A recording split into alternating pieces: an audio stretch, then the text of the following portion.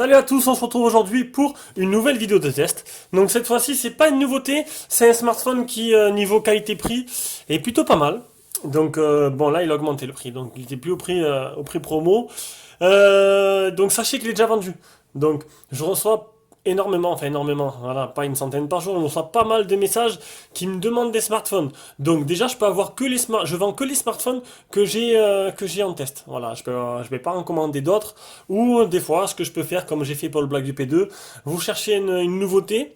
Je peux vous l'avoir moins cher, mais en ce moment j'ai écoulé les coupons de Gearbest. Hein. J'en ai plus, il faut attendre de vendre pour en avoir d'autres. Donc celui-là il est déjà vendu, le Rainbow 2 est déjà vendu, donc j'ai plus rien. Donc je vais vous dire sur le prochain que je reçois et à combien je vais le vendre. Je vais faire une précommande, je crois que je vais faire comme ça maintenant. Donc le prochain qui arrive, c'est le Leco L2 X527. Si ça intéresse du monde, voilà, il est déjà dispo à la vente. J'ouvre les précommandes, premier arrivé, premier servi. Je vends le X527 120 euros.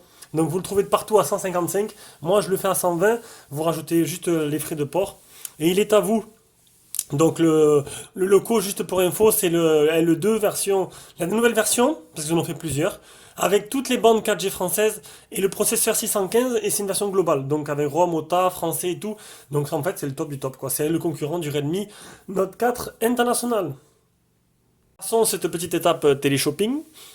Bah, enfin, ça fait partie du site. Hein. Il faut que je vende pour acheter. Sachez que hier, j'ai commandé 4 téléphones. Voilà. J'ai vu que j'ai tout vendu. Ben, j'ai refait une commande de, non, 5. 5 téléphones j'ai commandé hier. Je vous dis pas quoi, mais il y aura des petites surprises, des téléphones, voilà, des téléphones exotiques que personne ne fera, je pense. Des marques, des nouvelles marques et tout. Vous verrez, c'est super sympa. Et généralement, c'est ce genre de téléphone que je fais un carton. Donc, aujourd'hui, le Cubo S550 Pro qui vient de... Non, qui vient pas de Gearbest. En fait, quand je l'ai acheté, je l'ai pris sur AliExpress. Et il était sur Gearbest au même prix, mais je l'ai pas vu. Je l'ai vu que trop tard, une fois la commande passée. Donc sur Gearbest, il était à 180 euros en flash, il est repassé à 130. C'est bien dommage. Mais après 130, c'est le prix correct, c'est un prix correct. Quand il était à 80 euros, c'était vraiment une affaire en or, surtout pour les caractéristiques. Donc, quoi dire de plus? C'est pas une nouveauté, bien sûr, mais bon, rapport prix, pas mal du tout. Allez, on passe aux caractéristiques. Caractéristiques en plein écran, j'espère que vous aimez ce format-là. Je trouve que pour moi c'est le plus adapté, ça vous permet un peu de voir les fiches constructeurs. Donc, on a un écran 5.5 en 720p en 2,5D. L'écran c'est du HD 720p. On a du 6735 quad-core en processeur, cadencé 1 Go 3. On a Android 5.1, donc c'est bien dommage, pas de 6.0, encore moins de 7. Maintenant, essayez de voir s'il n'y a pas une ROM custom qui est sortie dessus, c'est très probable. On a 3 Go de RAM et 16 Go de ROM, une carte SD extensible jusqu'à 128 Go. Un appareil photo arrière 8 et 5 interpolé en 13 et 8. Donc interpolé, c'est la partie logicielle qui augmente la résolution de l'image. Bluetooth 4.0, GPS à GPS, dual SIM, dual nano SIM. Une nano SIM, une micro SIM, on verra ça tout à l'heure. 2G, 3G, 4G, toute bande française. Donc il manque plus que les dimensions. Et la batterie qui fait... Alors la batterie elle est de 3000 mAh, on verra tout à l'heure combien j'ai mesuré. Les dimensions 15,2 x 7,7 x 8 mm d'épaisseur. Donc voilà pour les caractéristiques, on passe directement au design. Le design de l'appareil, autant vous dire déjà, c'est pour moi l'un des plus beaux que j'ai eu dans les mains avec le Honor 8.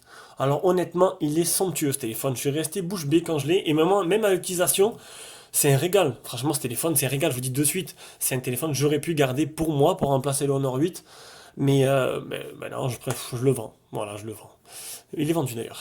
Donc un écran 5.5 devant 720p, des boutons qui sont sur l'écran, qui sont en bas de l'écran, qui sont pas rétroéclairés. Un haut-parleur de tête, un appareil photo frontal, le capteur de proximité. Donc là un modèle blanc et un modèle noir aussi. Alors peut-être le modèle noir, sûrement on verra moins les bandes noires parce que ce sera en harmonie avec le reste de la couleur. Mais il serait peut-être moins joli aussi. On a un contour tout en métal, si je dis pas de bêtises, avec des bouton power, bouton volume plus moins, au-dessus le port jack. Sur le côté, on a le tiroir SIM, donc on va l'ouvrir de suite. Il y a encore ma carte SD, ma carte SIM à l'intérieur plutôt. Voilà. On la mettra dans le Rainbow 2. Donc c'est du... On va faire une petite mise au point. Hop. Voilà. Donc on a ici une nano SIM ou une carte SD. Et ici une micro SIM. Donc comme d'hab, jamais c'est toujours l'un ou l'autre. En dessous, on a le port de rechargement. Voilà. avec le micro. Et ce côté, bon, voilà, on a fait le tour. À l'arrière, on a, je crois que ça a l'air d'être du verre ou du plastique. Non, c'est du plastique. Donc, je vous conseille de bien le protéger pour éviter de le rayer. Le capteur d'empreinte, le simple flashlight et l'appareil photo. Donc, un design somptueux, honnêtement. Je pense il va avoir à peu près de la note maximale sur le blog au niveau design. Il est énorme ce téléphone. Franchement, magnifique. Cubo, ils ont sorti deux trois téléphones magnifiques comme ça, et puis maintenant ils sortent sortent des gros pavés. Donc je comprends pas. Pourtant, ils ont fait des gros. Oh là là. Voilà. On aurait 8 un peu dans les choux niveau autofocus. Donc, l'aide de notif, eh ben non. Je dis pas de bêtises, comme d'hab, je vais pas me tromper. On va essayer de suite. Non, voilà, donc j'ai bien j'ai pas dit de conneries. Je l'ai branché, il n'y a pas de LED de notif. C'est bien dommage pour un téléphone à ce prix d'avoir zappé la LED de notification. Et donc j'ai tout fait. Il manque plus que le poids que j'ai oublié de faire. Donc on allume avec le. Donc le capteur d'empreinte marchait très bien au niveau. Ah, ça y est. Il est pas très rapide, hein, pas très réactif. Le poids est de 195 grammes. Bon, dans les mains, ça se ressent pas trop parce que franchement, il est super bien de niveau prise en main. Allez, on passe à l'écran. L'écran, un écran 5.5 en 720p, j'ai mis la luminosité au maximum et on peut voir que honnêtement, ben, les couleurs sont magnifiques, le contraste est bon et une luminosité elle saute aux yeux. J'ai dû le baisser manuellement, même en automatique déjà c'est pas mal, c'est assez puissant. Donc bonne luminosité, un écran qui est super actif, qui réagit bien niveau texto, message et tout, il n'y a pas de problème, vous aurez aucun souci.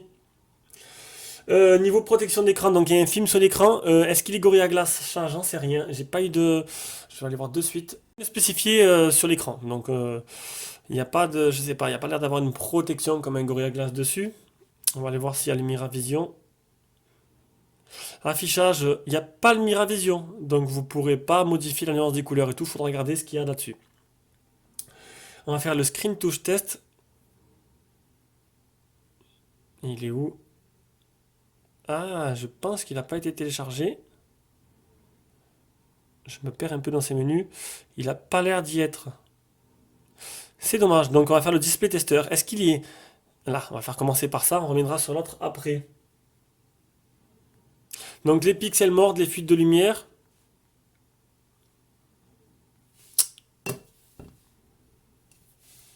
Donc, comme on peut voir là, on voit quand même les LED sur le côté. Une petite fuite de lumière tout le long. C'est pas très grave, mais je dois le signaler. Honnêtement, je l'avais pas remarqué du tout en utilisation. Les couleurs sont plutôt vives et jolies.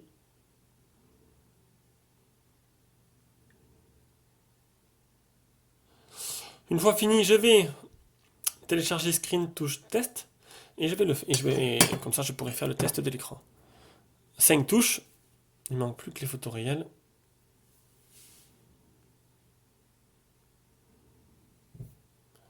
Hop.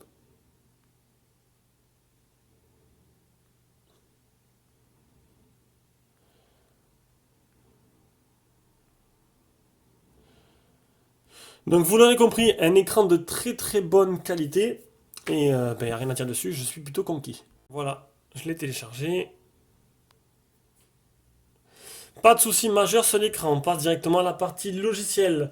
Alors, version d'Android. Donc déjà le launcher, c'est un launcher Google No, hein, avec une petite surcouche dessus. Il n'y a pas de boutique de thème. Donc vous n'avez qu'à changer de launcher, ça coûte rien, c'est rien. Moi je préfère Asus Launcher. Après il y en a plein, il y en a énormément. Vous pourrez changer vos thèmes et tout. Il faut faire ça à votre sauce. Donc version Android c'est du 5.1, donc voilà, pas de mise à jour 6.0, c'est bien dommage. Essayez de voir si vous ne trouvez pas des ROM custom pour ce téléphone. La fluidité c'est exemplaire, honnêtement c'est super fluide, il n'y a pas de problème, ça réagit super bien. Les options de la ROM. Alors on a le Note, ça c'est le transfert de données entre médiathèques. Dans l'affichage j'ai vu qu'il y avait un truc. Non, il n'y avait rien en fait, non, c'est pas lui.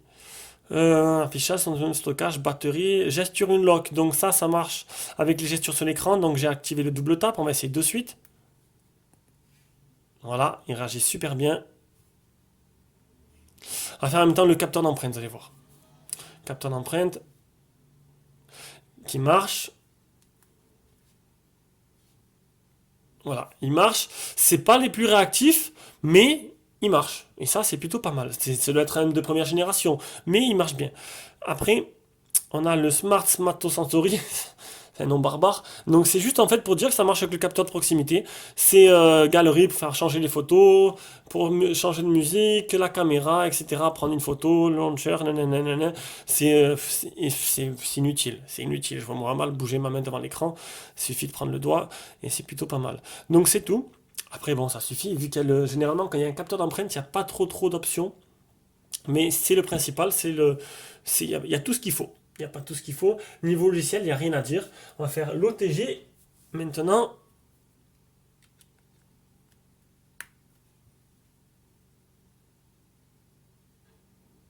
Donc, il est bien OTG.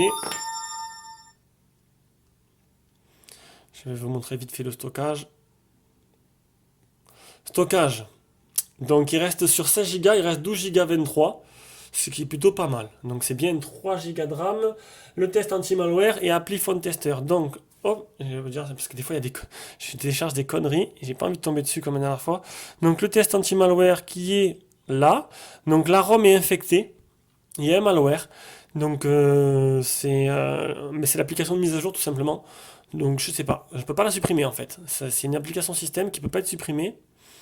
Elle est où? Je l'ai vue. Je la vois plus. Aujourd'hui, je vois plus rien. Non, en fait, non. Elle n'est pas dans les icônes. J'ai pas réussi à la supprimer, tout simplement. Donc maintenant, c'est pour ça qu'une ROM custom serait bienvenue. Application Phone Tester pour terminer cette version, cette partie logicielle. Décidément, j'ai beaucoup de mal aujourd'hui. Je reconnais plus les icônes. Il est où? J'ai oublié de télécharger celui-là. Alors, l'état des capteurs. Accéléromètre, capteur de lumière, qui marche bien avec le capteur de proximité. Allez, proche, loin, proche, loin, proche, loin. Et c'est tout. Donc c'est très peu, hein, honnêtement, niveau capteur. Pour ceux-là qui jouent à Pokémon Go, mais écoutez, il ne marchera pas à 100%. Je vous déconseille ce téléphone pour jouer à Pokémon Go. Après, pour le reste, ça devrait suffire amplement. Allez, on passe directement à la partie performance. Performance. Alors, on va commencer par PC Mark 2556, donc c'est du quad-core, hein, je vous rappelle. 37,8 niveau FPS. 22 923 le Antutu, donc c'est pas élevé, hein, c'est au niveau des low cost de maintenant. Pourtant, c'est un téléphone, quand il est sorti, c'était un milieu de gamme. Hein. Et donc, c'est pas un des plus puissants que j'ai eu. Il est où? 567 et 1474 et 788 pour le Geekbench. On passe directement à Rayman et au jeu. Allez, Rayman!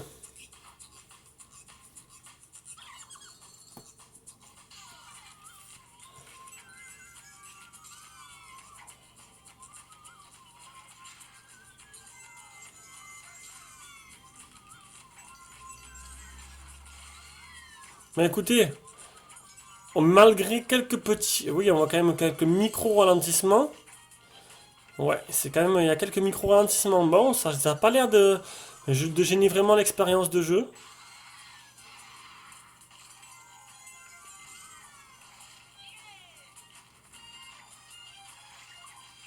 Il va même plutôt vite, Rayman. Je pense que c'est comme ça qu'il devrait tourner tout le temps sur tous les téléphones. Hein. Donc voilà, comme on peut voir, c'est plutôt correct. Il y a des ralentissements quand même. Il y en a, juste là, il y en a certains quand il y a beaucoup d'éléments à l'écran. Ah, c'est bien dommage. Bon, c'est pas extraordinaire finalement. Allez, on passe maintenant à D-Trigger 2. Donc, D-Trigger 2 qui tourne en performance. On va le mettre en élevé, on va voir ce que ça donne.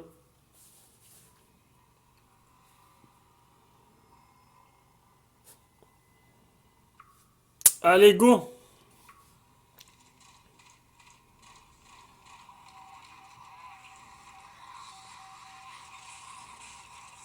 Écoutez, ma foi, ça a l'air de bien tourner.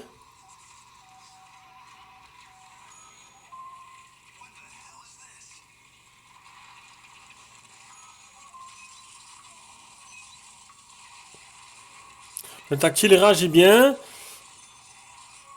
Ça lag pas trop.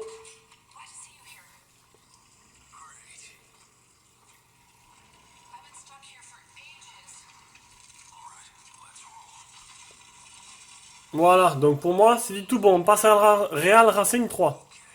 Allez, Real Racing 3, donc on va tester d'abord l'accéléromètre. Il a l'air de bien fonctionner.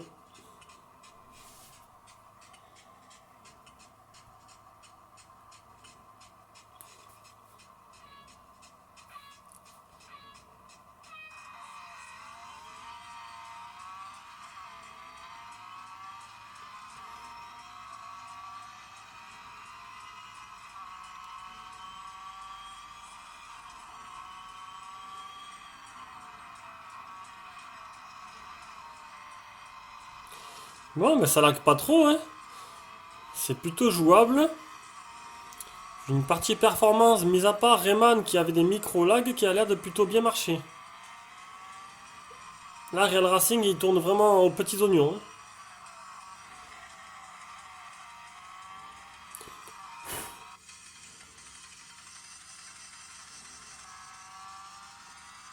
Voilà, donc vous l'aurez compris, partie performance, c'est du tout bon. Allez, appareil photo, donc, partie logicielle, bon, c'est Android de base. Les options, tout le monde les connaît. Je les montre vite fait. Voilà. 13 mégapixels la taille de l'écran. Qualité vidéo, on va mettre haute qualité. On va maintenant passer aux échantillons de photos. Passe l'échantillon, je viens de remarquer des trucs. Donc je viens de remarquer ça, le petit icône en bas. Donc hop, et on l'active, ça veut dire qu'en gros, je mets, ça prend une photo avec mon empreinte de doigt. Ça devrait. Voilà, ça a marché. Ça m'a même pris plusieurs. Donc ça c'est bon. Après on a le flash pour mettre l'appareil photo avant. On a le PIP, je viens de le voir. Donc c'est plutôt sympa. Salut à tous. Ça permet de faire, voilà, c'est plutôt cool. On déplace un peu la photo. On peut la, non, non, ben on déplace un peu la photo. Et ça nous fait une photo avant avec la photo arrière. C'est plutôt cool. On a mode photo direct. Je sais pas ce que c'est pas très beau d'ailleurs. On a quoi?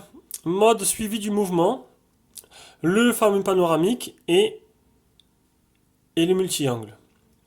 Voilà pour les options disponibles. Allez, on passe maintenant aux échantillons. On commence par une photo extérieure. Normalement, vous la voyez en plein écran là. Une photo extérieure avec un petit autofocus sur la plante.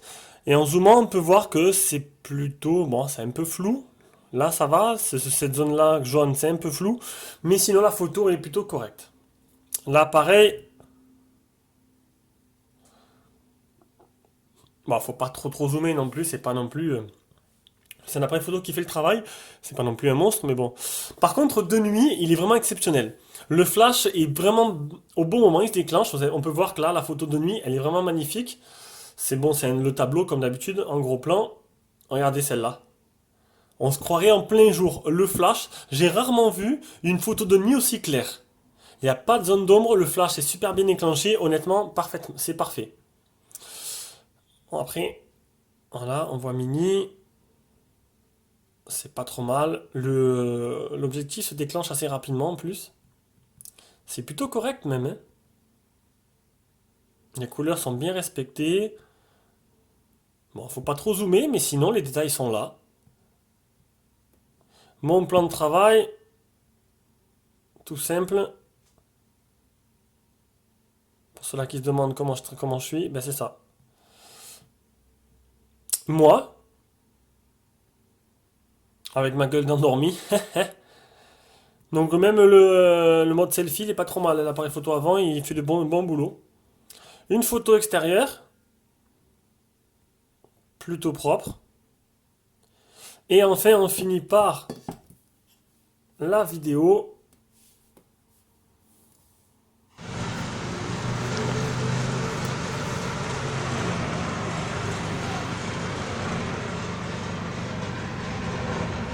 Qui est aussi plutôt correct. Donc au final, on a un appareil photo qui fait bien son travail, qui pourra bien dépanner et qui est dans cette gamme de prix assez correcte.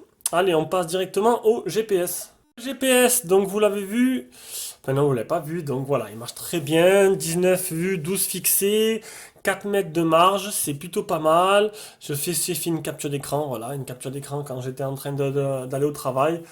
Et voilà, pas de problème, il a bien marché. Alors maintenant on passe à la partie audio vidéo. On va commencer par mettre une petite vidéo en full HD en 720p. On va enlever le son pour pas avoir de problème. Donc c'est une vidéo YouTube, hein, c'est du YouTube, c'est du 720. Et mis à part ces bandes noires, bon, qui sont pas très... c'est un peu disgracieux, mais bon, on va essayer de faire l'impasse dessus. Au pire, prenez le modèle noir. Vous les verrez beaucoup moins. Donc un écran plutôt joli, avec de beaux détails. Moi, voilà, je suis conquis. Je suis conquis par ce smartphone que je trouve avec vraiment pas trop de défauts. On va maintenant. Donc la qualité de communication pendant qu'il y a la vidéo, c'est pas trop mal du tout. Ma femme m'a dit qu'on m'entendait bien. Donc il n'y a pas de souci. Moi, je l'entendais bien. Peut-être un peu trop aigu, peut-être, je sais pas. Non, c'était plutôt correct. J'ai pas eu de problème là-dessus. On va tester maintenant le haut-parleur, la prise jack. On va écouter le son.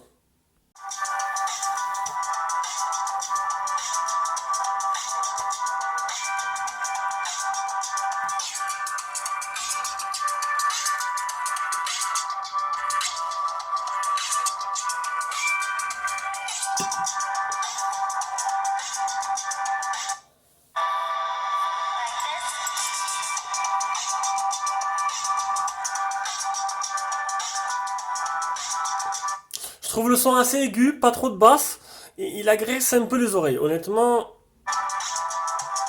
faut pas le laisser trop fort à pleine puissance parce que je trouve que c'est assez aigu. C'est pas extraordinaire. Il est puissant, mais ça m'agresse un peu les oreilles, je trouve. On va maintenant tester le, voilà, le port jack.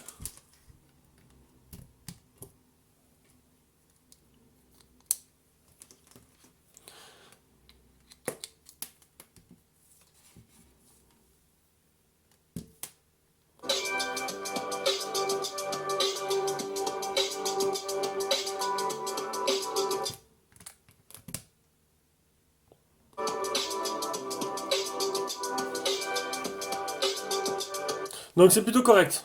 Enfin, voilà, pour Jack, c'est juste pour voir si il n'y a pas de faux contact dedans, tout simplement.